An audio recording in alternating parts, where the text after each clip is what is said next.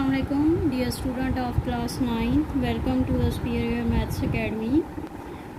आज हम यूनिट 10 की थ्योरम हमने स्टार्ट किए हुए थे। थ्योरम 1 हो गया था, आज हम थ्योरम 2 करेंगे। थ्योरम 2 की स्टेटमेंट देखें।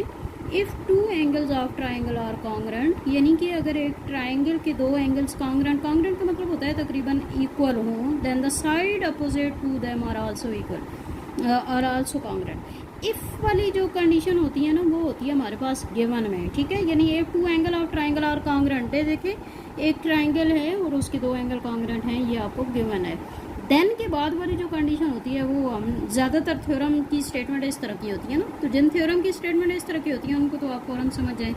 इफ़ के साथ वाली जो कंडीशन है वो गिवन है और देन के बाद वाली जो है वो टू प्रूफ में आ जाती है कि उसको आपने प्रूव करना है। Then the side opposite to them are also congruent, यानी यहाँ पे ये कह रहे हैं कि एक ट्राइंगल है ए बी सी, उसके दो एंगल्स कॉन्ग्रेंट हैं। यहाँ पे इन्होंने एंगल बी और एंगल सी को कॉन्ग्रेंट कह दिया, ठीक है। Then the side opposite to them are also congruent, prove आपने ये करना है कि इस एंगल की अपोजिट साइड ये बनती है और इस एंगल की अपोजिट साइड ये बनती है, यानी ए बी और ए सी आपस में कॉन्ग्रेंट हैं। कॉन्ग्रेंट का ये वाला साइन होता है कंस्ट्रक्शन।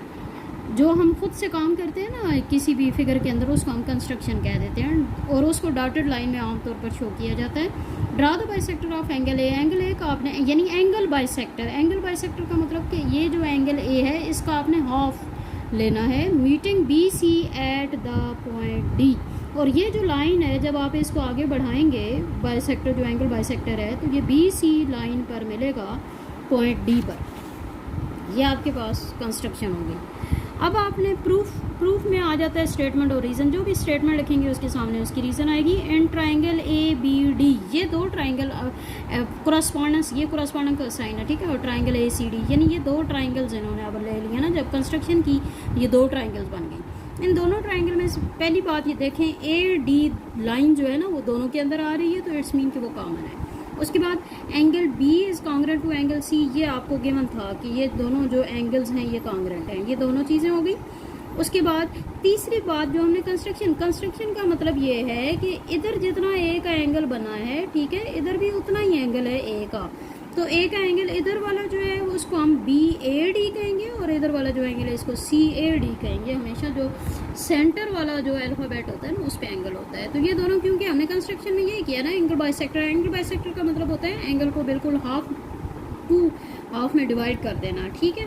तो ये इसको हम कहते हैं कंस्ट्रक्शन। ये कंस्ट्रक्शन थी क्योंकि हमने खुद किया था ये ना। अच्छा, अब यहाँ पे देखें, एक साइड और ये दो एंगल्स ये कॉन्ग्रेंट होंगे, तो किसी भी दो ट्राइंगल्स की तीन चीज़ें, या तो तीनों एंगल या तीनों साइड्स या दो एंगल और एक साइड या दो साइड और एक एंगल अगर कॉन्ग्रेंट हो जाएं तो वो ट्राइंगल्स आपस में कॉन्ग्रेंट होती हैं। तो यहाँ पे देयरफॉर, ये देयरफॉर का साइन है। ट्राइंगल ए बी डी और ए सी डी दोनों कॉन्ग्रेंट हो गई। साइड एंगल, क्योंकि पहले साइड हमने ली फिर एंगल इस कॉन्ग्रेंट टू साइड एंगल, इसको हम ये एब्रीविएशन यूज़ करते हैं ना। हैंस अब जब ट्राइंगल कॉन्ग्रेंट हो जाती हैं तो फिर उनकी हर साइड और हर एंगल कॉन्ग्रेंट होता है। इसलिए जो साइड ए बी है ये ए सी के कॉन्ग्रेंट हो गई, ठीक है। क्यों? क्योंकि corresponding side of congruent triangle congruent थी तो उनकी साइड कॉन्ग्रेंट, और यही आपने प्रूव करना था, ठीक है। और ये इस तरह से ये वाला थ्योरम आपका हो गया जी। इसको आप समझिएगा यहाँ से, ठीक है। और हमारी वीडियो अगर आपको अच्छी लगे इसको लाइक करें, सब्सक्राइब करें, बाकियों के साथ शेयर करें, कमेंट भी दें ताकि ज़्यादा से ज़्यादा लोग इससे मुस्तफ़ीद हों, ठीक है जी। Thank you so much. अल्लाह हाफ़िज़।